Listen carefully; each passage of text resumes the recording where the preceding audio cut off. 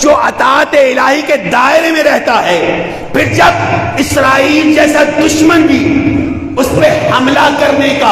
اعلان کرتا ہے تو پھر وہ کہیں چھپ کے نہیں بیٹھتا، بلکہ ایک بڑے عظیم اجتماع میں آسمان کے نیچے آ کے نماز جمعہ پڑھا کے بتاتا ہے، دیکھو تم نے دھمکی دی تھی، میں فرزند علی سامنے آ رہا ہوں۔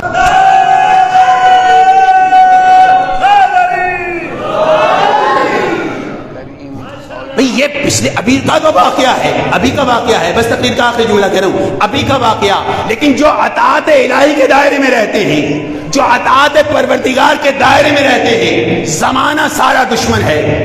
زمانہ دشمن ہے، دھمکیاں دی جا رہی ہیں، حملے کی دھمکیاں دی جا رہی ہیں، زمانہ دشمن ہے، لیکن یہ کیا کہیں چھپ کے نہیں بیٹھا، منبر پہ آ کے خطبہ جمعہ دیا۔ یہ جمعے کا خطبہ جو دیا گیا، یہ خطبہ وہ تھا، یہ خطبہ وہ تھا جس کو صرف شیعوں نے نہیں سنا، صرف ایرانیوں نے نہیں سنا، صرف مسلمانوں نے نہیں سنا،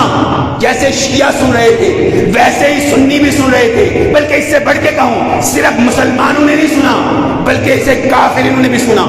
بلکہ اسے ہندوؤں نے بھی سنا، اسے سکھوں نے بھی سنا، حتیٰ یہ کہ اسے خود یہودیوں نے کان دھر کے سنا، یہودیوں نے بھی سنا۔ یعنی پوری کائنات، ادھر یہ خطبہ دیا جا رہا تھا، ادھر پورا عالم اس خطبے کو سن رہا تھا۔ اب سمجھو یہ اطاعت الہی میں رہنے والا ایک نائب امام ہے، جب جمعے کا خطبہ دے گا پوری دنیا ہمتن گوشوں میں سنے گی۔ جب نائب امام کا یہ مقام ہے تو خود امام وقت کا کیا مقام ہے؟